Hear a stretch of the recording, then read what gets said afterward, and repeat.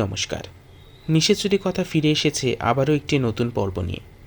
আমাদের আজকের নিবেদন সেই বুড়ি। এটি একটি সত্য ঘটনা অবলম্বনে রচিত গল্প। বিশেষ কিছু কারণে জায়গাটির নাম আমরা প্রকাশ করছি না। মনোরঞ্জনের উদ্দেশ্যে গল্পের কিছু কিছু প্লট অতিরঞ্জিত করা হয়েছে। গল্প পাঠে আমি সন্তু। প্রস্তাবনা নিশিচুরি কথা। শুরু হচ্ছে সেই বুড়ি।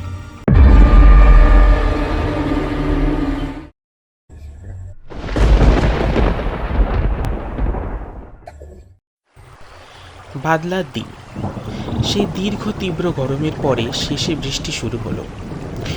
অবশ্য এখন আষাঢ় মাস চলছে, বৃষ্টি হওয়ার পর্যাপ্ত মাস। তবে শুধু যদি বৃষ্টি হতো তাহলে অতটা চিন্তার কারণ হতো না। বৃষ্টির সাথে সাথে আবার ঝড় এবং বাজ পড়ার তাণ্ডবে গ্রামের সকলেই অতিষ্ঠ হয়ে উঠেছে। আগেই বললাম, গ্রাম্য এলাকা। প্রত্যেকেরই অবস্থা যে খুব ভালো তা নয়, আবার খুব খারাপও নয়। বলতে গেলে সাধারণ কোনো আড়ম্বর ছাড়া দিব্যি দিন কেটে যায়। গ্রামের সকলেই প্রায় চাষবাস করে, তবে তাদের মধ্যে অনেকেরই গরু, ছাগল, হাঁস, মুরগি প্রভৃতি থাকায় তারা দুধ ডিম বিক্রি করে ভালোভাবেই দিন গুজরান করে। কিন্তু ইদানিং বৃষ্টির কারণে অনেকেরই ঘর বাড়ির চাল থেকে জল পড়ার এবং বাড়ির উঠোনে জল জমে যাওয়ার ঘটনা প্রায় কানে আসে। কিন্তু সেগুলোর বেশিরভাগই খবর আসছে পাশের গ্রাম থেকে। এই গ্রামের অবস্থা অতটা শোচনীয় নয়। এই রকমই একদিন দুপুরের দিকে বৃষ্টিটা কিছুটা কমেছে এবং এতদিনের ভিজে থাকা গাছের ফাঁক থেকে হালকা সূর্যের আলো কিছু ভিজে এবং কিছু কিছু জল জমে থাকা মাটির ওপর পড়েছে। গ্রামের বাচ্চারা অনেক দিন পরে বৃষ্টিহীন দিন পাওয়ায় নিজেদের মনের মতো করে খেলাধুলায় মত্ত হয়েছে। গ্রামের মেয়ে বউরা তাদের রোজকার কাজ, যেমন কাপড় কাচা এবং বাসন মাজা বাদ রেখে নিজেদের সাথে এতদিন পর শান্ত আকাশের তলায় দেখা হওয়ার কারণে গল্পে ব্যস্ত হয়েছেন। বলতে গেলে প্রায় গ্রামের সকলেই বৃষ্টির কারণে গৃহবন্দী থাকায় আজ নিশ্চিন্তে ঘরের বাইরে এসেছে। ভৌমদার চায়ের দোকানে আজ আবার কিছু কিছু গুঞ্জন শোনা যাচ্ছে। তবে পরিবেশের আবহাওয়ায় যে একটা ঠান্ডা আমেজ বইছে, সেটা সকলেই বেশ উপভোগ করছে। মুখার্জি বাবু গ্রামের একজন গণ্যমান্য ব্যক্তি। তার সম্মান একদিনের নয়, বহুদিন ধরে গ্রামের সকলের বিপদে আপদে পাশে দাঁড়িয়ে যেমন তিনি সকলের উপকারে এসেছেন, তেমন তার কথার ওপর আজও কেউ খুব একটা কথা বলে না। কারণ সবাই বিশ্বাস করেন যে মুখার্জি বাবুর সিদ্ধান্ত কারোর অসুবিধার কারণ হয়ে দাঁড়াবে না। বাচ্চারা যারা খেলছিল তাদের মধ্যে 2-3 জন বড়দের কাছে দৌড়ে এলো এবং বলল, গ্রামে ঢোকার মুখে যে বটগাছটা আছে তার তলায় নাকি একটা বুড়ি উপুর হয়ে পড়ে আছে। সকলেই বলতে গেলে ভাবল যে কোন বুড়ি যে গাছের তলায় পড়ে আছে। প্রায় 4-5 জন যারা সেই সময় ভৌমদার চায়ের দোকানে উপস্থিত ছিল, তারা সবাই বাচ্চাগুলোকে সাথে নিয়ে সেই বটগাছটার কাছে গেল। গিয়ে দেখল সত্যি এক সাদা কাপড় পরিহিতা বছর 60-65 এক ভদ্রমহিলা গাছটির তলায় এমনভাবে শুয়ে আছে যে প্রথম দর্শনে দেখে মনে হয় যেন সে মৃত। এবং গ্রামের বাকি বাচ্চারা যারা বড়দেরকে ডাকতে যায়নি, তারা বুড়িটাকে ঘিরে দাঁড়িয়ে আছে। সেই 4-5 জন লোক সেই বুড়িটিকে কোনো রকমে সোজা করে বসানোর চেষ্টা করল এবং বুড়িটির চোখে মুখে জল দিয়ে একটু ধাতস্থ করবার চেষ্টা করল যে সে এখন কোথায় আছে। ভৌমদার চায়ের দোকান একটি বাঁকের পরেই ছিল। সবাই মিলে সেই বৃদ্ধাকে সে দোকানের একটি পরিষ্কার শুকনো জায়গায় বসায় এবং তার হতদরিদ্র অবস্থা দেখে গ্রামের এক বউ একটি পরিষ্কার চাদর এনে সেই বৃদ্ধার গায়ে জড়িয়ে দেয়। পরে জানা যায় যে বৃদ্ধা প্রায় 4-5 গ্রাম পরে একটি গ্রামে বাস করত। বৃদ্ধা নিজেই তার পরিচয় দেয়। সঙ্গে সঙ্গে গরম চা এবং রুটি বৃদ্ধার সামনে রাখা হয়। অনেক দিন কোনো পশুকে খাবার না দেওয়ার পরে যখন তার সামনে হঠাৎই খাবার দেওয়া হয়, সে যেমন হিংস্র হয়ে ঝাঁপিয়ে পড়ে, বৃদ্ধার আচরণটাও ঠিক এমনই ছিল। তারই অবস্থা দেখে গ্রামের বউদের খুব দয়া হয় এবং চোখে জল আসে। চা ও রুটি খাওয়ার পর বৃদ্ধা বলে যে সে 4-5 গ্রাম পরে যে গ্রামে থাকতো সেখানে ঝড় বৃষ্টিতে তার ঘর বাড়ি ভেঙে গেছে এবং যতটুকু আনাজপাতি তার কাছে ছিল সবই জলে নষ্ট হয়ে গেছে। বৃদ্ধার পরিবার বলতে কেউ নেই। স্বামী অনেক কাল হয়েছে গত হয়েছে।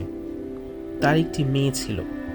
খুব কষ্টে বৃদ্ধা তাকে বিয়ে দিয়েছিল, কিন্তু বৈবাহিক জীবন তার সুখের হয়নি। সাংসারিক ঝামেলার কারণে বৃদ্ধার জামাই তার মেয়েকে ঘর থেকে বের করে দেয়। লজ্জায় এবং নিজের বৃদ্ধ মায়ের উপর বোঝা হওয়ার অনুশোচনায় সে মেয়েটি আত্মহত্যা করে। তাও সেই ঘটনা ঘটে অনেক কাল হয়ে গিয়েছে। বর্তমান অবস্থায় নিজের বলতে কেবল সেই ঘরটিই ছিল বৃদ্ধার কাছে। গ্রামের প্রধান সাহেবের কাছে বৃদ্ধা অনেক মিনতি করে, কিন্তু কেউ তার কোনো উপকারে আসে না। বরং পরিস্থিতি এমন অবস্থায় এসে দাঁড়ায় যেখানে বৃদ্ধাকে তার ভিটে বাড়ি ছেড়ে বেরিয়ে পড়তে হয়। প্রত্যেকেই বৃদ্ধার আগের গ্রামের কেউই একজন পৌর বিধবার ভার নিতে চায়নি, বরঞ্চ সবাই জোট বেঁধে তাকে গ্রাম ছাড়তে বাধ্য করে। একজন বৃদ্ধ বিধবার এইরকম দুঃখজনক পরিস্থিতি দেখে কেউই তাকে একা ফেলে যেতে চাইছিল না। সেই স্থানে মুখুর্জি বাবুও উপস্থিত ছিলেন। সমস্ত কথাই তার বোধগম্য হচ্ছিল। বৃদ্ধার এই অবস্থা দেখে সকলের মধ্যে গুঞ্জন ছড়িয়ে যায়। অনেকক্ষণ গভীর চিন্তা করে মুখুর্জি বাবু বললেন যে এরমভাবে তো সিদ্ধান্ত নেওয়া যায় না। তাই সবাইকে তিনি এই পরিস্থিতিতে বৃদ্ধাকে একা ছেড়ে যেতে বারণ করেন, কারণ তার ফলে হয়তো বৃদ্ধার প্রাণ সংশয় হতে পারে। তাই সেই স্থানে উপস্থিত সকলেরই সম্মতি নিয়ে ঠিক করা হলো যে গ্রামের পেছন দিকে যে খালি জায়গাটি পড়ে আছে সেই স্থানে বৃদ্ধার এক থাকার জায়গার ব্যবস্থা করা হবে। সবাই তাতে সম্মতিও জানালো। আগেই বলা হয়েছে যে গ্রামের লোকেরা অভাবে ভোগে না, তাই গ্রামের এক প্রান্তে যদি এক হতদরিদ্র বৃদ্ধার থাকার ব্যবস্থা করা হয় তাতে কারোর আপত্তির কারণ হবে না। আরও ঠিক হলো যে যে যা পারবে বৃদ্ধার খাবার যোগান দিয়ে যাবে, যাতে তার উপার্জনের চিন্তা করতে না হয়। গ্রামের সকলেরই সম্মতি নিয়ে বৃদ্ধার থাকা খাওয়ার ব্যবস্থা করা হলো। গ্রামের যে স্থানে বৃদ্ধার থাকার ব্যবস্থা করা হয়েছিল সেই স্থানটি খুব একটা কারোর দরকারে আসতো না। বলতে গেলে বৃদ্ধার থাকার জায়গাটি এমন একটি স্থানে করা হয়েছিল যেখানে কারোর উপস্থিতিতে বৃদ্ধার অসুবিধাও হবে না, আবার বিপদে আপদে বৃদ্ধার ডাকে সবাই উপস্থিত হতে পারবে। বেশ কিছুদিন এইভাবেই কেটে যেতে থাকলো। সকলে যে যা পারত বৃদ্ধার খাদ্যের যোগান দিয়ে যেত। বৃদ্ধাও আস্তে আস্তে গ্রামের সকলেরই মধ্যে একটি জায়গা করে বসল। অনায়াসেই বৃদ্ধা প্রত্যেকেরই ঘরে আসত যেত এবং কোনো সময় গ্রামের কেউই বৃদ্ধাকে সেই নজরে দেখত না যেই নজরে একজন অন্য গ্রামের অপরিচিত ব্যক্তিকে দেখা যায়। এরই মধ্যে এক অদ্ভুত ঘটনা সকলেই লক্ষ্য করতে থাকে। তা হলো বেশ কিছুদিন ধরে ঘরের হাঁস মুরগি চুরি হয়ে যাচ্ছে। এটি একটি নতুন চিন্তার বিষয় সকলের মধ্যে দেখা গেল। হয়তো সকালবেলায় হাঁস মুরগিগুলোকে চড়তে ছেড়ে দেওয়া হচ্ছে এবং বিকালবেলায় যখন গোনা হচ্ছে তখন সংখ্যায় কিছু কম মিলছে, বা রাতের বেলায় যখন ঠিকঠাকভাবে খাঁচায় বন্ধ করা হচ্ছে সকালবেলায় কম সংখ্যায় পাওয়া যাচ্ছে। তার মানে ঘরের মধ্যে থেকেও হাঁস মুরগি চুরি যাচ্ছে। অনেকেরই সন্দেহ অনেকের কাছে যাচ্ছে, কিন্তু প্রমাণ না থাকায় কারোর কিছু করার নেই। সবাই সেই একই বিষয়ে কথা বলছে যে কি করা যায়। এমন সময় পাঁচু গ্রামেরই ছেলে হঠাৎ বলে বসলো যে সে জানে হাঁস মুরগি কে চুরি করছে। সবাই স্বাভাবিকভাবেই জানতে চাইল কে। পাঁচু বলল, সেই বুড়ি। পাঁচু নাকি একদিন রাতের বেলায় বাড়ি ফেরার সময় দেখেছে যে বুড়ির দুই হাতে দুটো মুরগি ছিল এবং সেই বুড়ির হাঁটা চলা নাকি ঠিক স্বাভাবিক ছিল না। পৌর মহিলাটি ঠিক যেভাবে একটু ঝুঁকে হাঁটেন সেদিন পাঁচু কিন্তু তার সেই হাঁটা দেখেনি। বৃদ্ধাটি নাকি সোজা হয়ে এক দৃষ্টে সামনের দিকে দুহাতে দুটো মুরগি নিয়ে হেঁটে যাচ্ছিল। পাঁচু অনেকটা দূরে থাকায় বৃদ্ধা তাকে দেখেনি, কিন্তু রাতের বেলায় ফাঁকা পথে বৃদ্ধাকে চিনতে পাঁচুর ভুল হয়নি। কেউ কিন্তু পাঁচুর কথায় কান দিল না, কারণ সবাই জানে পাঁচুর একটু নেশা ভাঙের অভ্যেস আছে। তাই রাত বিরেতে কাকে দেখতে কাকে দেখেছে সে কে জানে। সবাই পাঁচুকে চুপ করিয়ে দিল, যাতে সে এ বিষয়ে আর আলোচনা না করে। এই আলোচনা সবার পরেও আরও কিছুদিন কেটে গেল। এবার সমস্যা অন্য রকম হলো। এবারে ছাগল চুরি হতে লাগলো। আর ছাগল চুরির ব্যাপারটা কিন্তু রোজ হতো না, যেমন হাঁস মুরগি হতো। ছাগল চুরির ব্যাপারটা হতো প্রায় 4-5 দিন অন্তর অন্তর। গ্রামের লোক আরও চিন্তায় পড়ে গেল। 2-3 সপ্তাহ ধরে এই ছাগল চুরি যাওয়ার ব্যাপারটা আরও বেড়ে যেতে লাগলো। আকাশে বাতাসে এবারে শীতের আমেজ অনুভব করা যাচ্ছে। একদিন রাতের বেলায়, ঠিক সময় কত জানা নেই, কিন্তু বেশ রাত, যে সময় গ্রামের প্রত্যেকেই বিছানায় চলে গেছে, এমন সময় গ্রামের মুখে একজনের আগমন ঘটল। নিত্যানন্দবাবু। তিনি সাধারণত কিছু কাজে শহরে গিয়েছিলেন। সেই দিনও রাতের ট্রেনটি লেট যাওয়ায় তিনি বাড়ি ফিরতে একটু দেরি করে ফেলেছিলেন। হালকা শীতের হাওয়ায় নিত্যানন্দবাবু জোর কদমে বাড়ির দিকে ফিরছিলেন। চারিদিক শুনশান, মানুষ তো দূরের কথা, কোনো কুকুর বেরালো রাস্তায় নেই। হঠাৎ নিত্যানন্দবাবুর খেয়াল হলো কোথাও থেকে কিছু যেন একটা কথা বলার আওয়াজ পাওয়া যাচ্ছে। হালকা শীতের হাওয়ায় আওয়াজটি খুব ধীর গতিতে শোনা যাচ্ছে। নিত্যানন্দবাবু সে আওয়াজের সূত্র সন্ধানের জন্য এগোতে থাকলেন। তিনি খেয়াল করলেন যে আওয়াজটি ততই তীব্রতর হচ্ছে যত সে সেই বৃদ্ধার ঘরটির দিকে এগোচ্ছে। সাথে সাথে তিনি খেয়াল করলেন যে একটা আগুনের আভা যেন বোঝা যাচ্ছে। নিত্যানন্দবাবু সেই বৃদ্ধার ঘরের পেছনের দিকে গেলেন, যেখান থেকে তিনি আভার আভাসটা পাচ্ছিলেন, এবং সেখানে যা দেখলেন তাতে তিনি হতভম্ব হয়ে দাঁড়িয়ে পড়লেন।